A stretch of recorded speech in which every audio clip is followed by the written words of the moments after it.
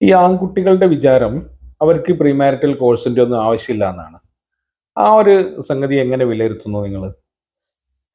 ഒരു നല്ല ചോദ്യമാണ് നിങ്ങൾ ചോദിച്ചത്. അതായത് ഈ ഒരു കേസ് സാധാരണ കൗൺസിലിങ്ങിന് എത്തുന്ന കാര്യമാണ്. അതായത് ആൺകുട്ടികൾക്ക് പൊതുവെയുള്ള ധാരണ എന്താന്ന് വെച്ചാൽ ഞങ്ങൾക്ക് അത്തരത്തിലുള്ള ഒരു പ്രീമാരിറ്റൽ ഗൈഡൻസിന്റെ ആവശ്യമില്ല, ഞങ്ങൾക്ക് ദാമ്പത്യം എന്താണ്, ജീവിതം എന്താണ്, കൃത്യമായിട്ടുള്ള കാഴ്ചപ്പാടുണ്ട് എന്ന് അവർ സങ്കല്പിക്കുന്നു അല്ലെങ്കിൽ വിചാരിക്കുന്നു.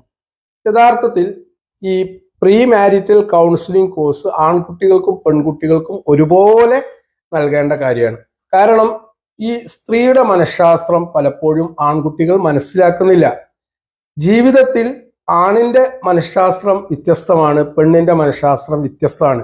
രണ്ടുപേരുടെയും ജീവിതം മുന്നോട്ട് കൊണ്ടുപോകണമെങ്കിൽ അവിടെ രൂപപ്പെടേണ്ടത് മ്യൂച്വൽ അണ്ടർസ്റ്റാൻഡിംഗ് ആണ്. പരസ്പര ധാരണയും പരസ്പര ആദരവും അവർക്കിടയിൽ രൂപം കൊള്ളണം.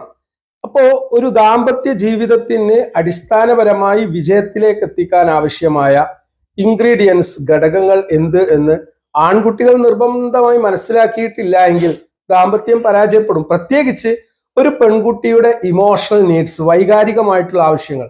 അതിൽ ഏറ്റവും പ്രധാനപ്പെട്ട കാര്യമാണ് പെൺകുട്ടികൾ സംസാരം ഇഷ്ടപ്പെടുന്നു അല്ലെങ്കിൽ അവരെ കേൾക്കാൻ ഇഷ്ടപ്പെടുന്നു എന്നുള്ളത്.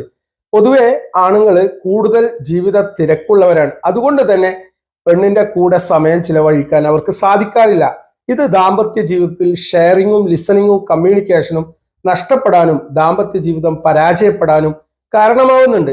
അതുകൊണ്ട് എനിക്കുണർത്താനുള്ളത്, ആൺകുട്ടികൾ നിർബന്ധമായിട്ടും ഇത്തരത്തിലുള്ള പ്രീ മാരിറ്റൽ കോഴ്സ് അറ്റൻഡ് ചെയ്തെങ്കിൽ മാത്രമേ ഇന്നത്തെ കാലഘട്ടത്തിൽ പ്രത്യേകിച്ച് ദാമ്പത്യ ജീവിതം സന്തോഷദായകമാവുകയുള്ളൂ.